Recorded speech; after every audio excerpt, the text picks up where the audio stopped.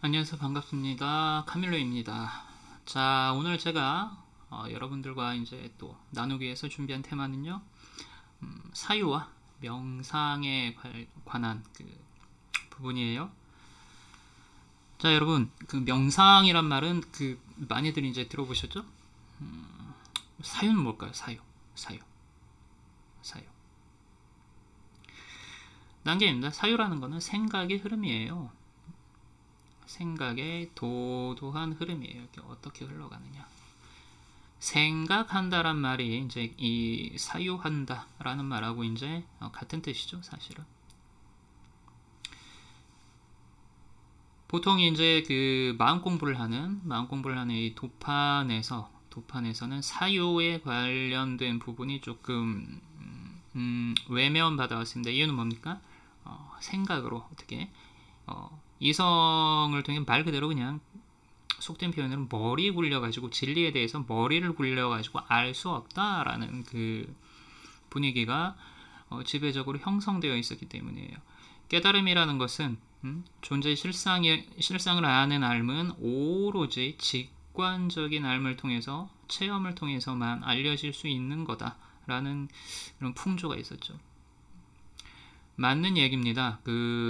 결국 이제 활용점정 용한 말을 그리는 데 있어가지고 마지막 그 방점을 딱 찍는 그것 있지 않습니까? 그것은 알미예요. 알미 영역이에요. 알미 영역이 빵 하고 이제 터져 나올 때 그것이 깨달음인 것이죠. 하지만 많은 사람들의 생각하고는 다르게 사유를 통해서 이 알을 완성시킬 수 있습니다. 그리고 훨씬 더 빨리 갈 수 있어요. 오히려 빨리 갈 수 있습니다. 자, 사유란 것은 절대로 외면받고 배척받아야 할 무언가가 아니에요. 무언가가 아니라 오히려 신이 우리에게 주신 하나의 아주 소중한 기능이에요. 그리고 이 사유를 통해서 깨달음이 완성되게 됩니다. 이것은 마치 감성적인 영역, 어떤 직관적인 이 영역에서의 아주 모호한 알을 여실한 사유를 통해 가지고 여실히 생각함으로써 그 모호함을 완성시키는 것과도 같아요. 여러분 무슨 얘기입니까? 사유하세요. 생각하셔야 됩니다. 생각하셔야 됩니다. 그리고 이 사유가 깊어지면 이제 여기 머리로 사유를 하는 게 아니에요. 사유 자체가 어디로 일어나게 됩니까? 가슴으로 사유가 일어나요. 자, 석가모니께서 단연간의 고행과 어마어마한 수행을 통해 가지고도 무언가 미진함을 스스로 느끼십니다. 스스로 느끼세요. 그러면서 거의 이제 힘이 다 빠져가지고 보리수나무 아래 털썩 앉으셔가지고 세상을 있는 그대로 여실히 관하기 시작합니다. 여기서 관하였다라는 것은 단순히 직관적인 알을 뜻하는 건 아니에요. 오히려 사유에 가깝습니다. 세상을 있는 그대로 관하는 것이 세상의 모든 것을 있는 그대로 사유하는 것과도 같아요. 그런데 어디로? 여기로 한 게 아니에요. 단순히 여기로 한 게 아니에요. 여기로 한 겁니다. 반드시 사유가 동반이 되어야 여러분들의 깨어남이 완전해져요. 깨어남 자체가 완전히 됩니다. 완성이 됩니다. 이 광경이 뭐예요? 어떤 경전이에요? 불교에서 이야기하는 불교의 반야심경이에요. 어떤 내용입니까? 관자재 보살이 보리수나무 아래에서 세상을 있는 그대로 관하였더니 세상은 연기이더라. 연기. 이게 이제 프라티트야 사무바다라고 불리우는데요. 연기. 인연할 때 그 연자에다가 일어날 기자를 씁니다. 이게 뭡니까? 세상이 뭡니까? 관계에 의해 나타나더라 라는 이제 부분을 본 것이죠. 이것은 단순히 명상을 통한 직관적인 알미 아니었습니다. 직관적인 알매 동반한 가슴으로 가슴으로 했던 하나의 사유예요. 이 사유가 직관의 영역과 감성의 영역을 완성시켜 준 거예요. 그렇기 때문에 여러분, 명상과 사유는 분리된 것이 아니에요. 명상으로 시작해서 자연스럽게 사유로 이어질 수도 있고요. 사유로 시작해서 이 사유가 깊어지면 또 자연스럽게 명상으로 들어가게 됩니다. 이게 우리는 이원적인 그 사고방식의 습성에 사로잡혀 있어가지고 사유면 사유, 명상이면 명상을 갖다가 분리시켜 놓는 그런 버릇이 있어요. 하지만 그렇지 않습니다. 두 가지가 분리되어 있잖아요. 명상과 사유는 함께 갑니다. 함께 가고 명상이 사유고 사유가 명상인 거예요. 사유라는 것을 단순히 뇌 속에서 이루어지는 머리 굴리기 정도로만 받아들이시면 안 됩니다. 진정한 사유는 알의 각성을 일으킵니다. 그리고 의식의 성숙과 의식의 변형을 일으켜요. 사유란 건 이만큼 중요한 거예요.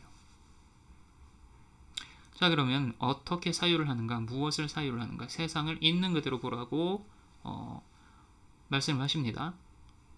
있는 그대로 본다라는 건 뭐냐면은 상대성, 동시성, 전체성을 관하는 거예요. 이성을 통해서 감성의 영역과 직관적인 알의 영역을 하나로 통합하는 겁니다. 자, 상대성과 동시성과 전체성을 꿰뚫어 봄으로써 이게 가능해요. 상대성. 존재하는 모든 것들은 상대성 안에서 나타난다. 이것이 있어 저것이 있고 저것이 없어 이것이 없습니다. 자, 뭡니까? 석가모니가 이야기한 연기법의 실체지요. 이것은 깊은 수준으로 들어가면요, 자, 인식과 존재가 같은 것이다, 하나다라는 것을 이제 뜻해요. 근데 이원적인 사고방식으로는 인식과 존재는 분리되어 있죠. 존재는 존재고 인식은 인식이죠. 하지만 그렇지 않습니다. 인식이 존재고요, 존재가 인식이에요. 존재가 인식이에요. 이러한 인식과 존재 간의 비이원성에 대한 알은 물론 직관적인 영역이에요. 알의 영역이에요. 하지만 이 직관적인 알에 도달하도록 돕는 역할을 무엇이 합니까? 사유가 해요. 그리고 이러한 사유는 머리에서 남는 게 아닙니다. 머리에서 남는 거 아니에요. 직관적 영역의 알의 본질적인 변화를 끌어냅니다. 본질적인 변화. 자, 이 본질적인 변화가 정말 중요해요. 성경에서는요, 예수님이 첫 번째 기적을 일으킨 게 있어요. 이게 뭐냐면은 가나의 혼인잔치에 가셔가지고, 혼인잔치예요. 이게 당시 이제 유태인들의 혼인잔치에서는 그 사람들 특유의 이제 포도주를 먹습니다. 근데 그 유태인들의, 히브리인들의 포도주는 물을 타서 먹어야 돼요. 이게 포도주 그 자체로는 못 먹어요. 너무 독해가지고. 물을 타가지고 이제 자기가 원하는 그 농도로 조제를 해서 마시게 되어 있습니다. 그래서 혼인잔치 같은 큰 잔치에서는 이 포도주를 항상 어마어마하게 준비를 해놔요. 그런데 그날 그게 다 떨어졌어요. 떨어졌더니 이제 난리가 난 거죠. 잔치를 주최한 그 집에서는 이거 어떻게 하나? 손님들은 아직까지 제대로 시작도 못했는데 벌써 떨어졌다. 자, 성모 마리아께서 예수님한테 가서 부탁하십니다. 처음에 예수님께서 거절하셨는데 성모님이 계속 설득을 하셔가지고 첫 번째 기적을 일으키세요. 자, 어떤 기적인가요? 맹물을 포도주로 바꾸는 기적을 일으키십니다. 물이 포도주가 됐다라는 것은 본질적인 변화를 뜻해요. 물이 포도주가 됐다라는 건 본질적인 변화를 뜻합니다. 그리고 사유를 통해서도 물을 포도주로 만드는 것과 같은 본질적인 변화가 일어납니다. 관점의 진정한 전환이 일어나게 됩니다. 그러면 뭡니까? 의식 또한 동시에 전환되게 돼요. 관점의 전환, 메타노이아라는 단어인데요. 이게 이제 예수님이 공생활을 시작하셨을 때 모토가 있었습니다. 회개하여라, 첫 번째. 이거였거든요. 그리고 두 번째는 이제 밥상 공동체인데 모두 모여가지고 둘러앉아서 밥을 함께 먹는. 자, 이건 뭐 나중에 알아보도록 하고요. 여기에서 우리나라 성경에서는 회개하여라라는 단어로 번역된 이 단어가 사실은 이제 메타노이아라는 단어예요. 메타노이아의 원래 뜻은 뭐냐면 관점을 전환하다입니다. 관점을 전환을 하려면은 단순히 직관적인 알매 아니면 감성적인 영역에 의존하지 않습니다. 이게 뭐냐면요. 사유를 통해서 이성이 진정으로 납득될 때, 이성이 설득될 때 이 전환이 완성이 되게 돼요.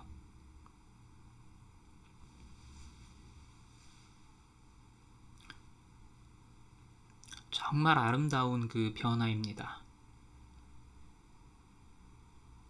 논리적인 사유를 통해 가지고 내가 생각하는 사고방식 자체가 질적으로 변환하게 되면 우리의 세상을 보는 눈, 관점이 변하게 돼요. 이 관점이 진정으로 딱 변하게 될 때 직관적인 영역에서의 암 자체가 변해버립니다. 결국 뭡니까? 사유를 통해 가지고 뭐가 일어나는 거예요? 알매 자각이, 알매 변화가 일어나는 거예요. 자, 그렇기 때문에 여러분, 명상과 사유를 분리하지 마세요. 나는 생각하는 게 싫어. 그냥 명상만 할래. 앉아있는 게 좋아요. 그냥 멍하니. 자, 그거는 이제 명상도 아니고요. 그냥 멍하니 앉아있는 거. 반대도 있어요. 반대도. 나는 명상이 너무 싫어. 그럼 뭐야? 그냥 사유만 할래. 그런 식의 사유는 또 뭐가 문제입니까? 말 그대로 머리만 굴리고 있는 거예요. 자, 그런 게 아니에요. 명상과 사유는 하나입니다. 진정한 사유는 명상과 다를 바가 없어요.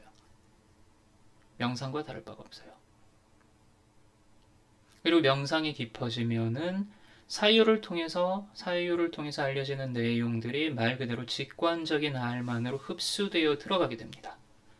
오히려 이 직관적인 알을 완성하는 것이 사유란 뜻이에요.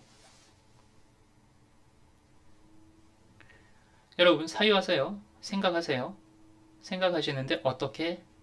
있는 그대로 보세요. 있는 그대로 본다라는 거는 판단하지 말란 얘기가 아닙니다. 오히려 판단을 하시란 얘기예요. 자, 어떻게 대신에 상대성과 존재의 상대성과 동시성과 전체성을 한꺼번에 꿰뚫어 보시라는 거예요. 이것이 가능해질 때 여러분의 사유가 최고의 명상으로 변화합니다. 그리고 뭡니까? 물이 포도주가 되듯이 의식의 그리고 관점의 본질적인 변화가 일어나게 됩니다. 앞으로는 사유를 멀리하지 마세요. 그리고 명상을 어려운 거라고 생각하지 마세요. 사유를 통해서 자연스럽게 명상으로 들어가시면 됩니다. 그리고 명상을 하시다가도 또 자연스럽게 사유로 들어가셔도 상관이 없어요. 이것이다 저것이다 이것만 되고 저것은 안 된다라고 단정 지어놓고 딱 잘라서 이렇게 나의 그 사고방식 자체를 칼같이 나누지 마시란 얘기입니다. 아시겠죠? 사유와 명상 간략하게 알아봤습니다.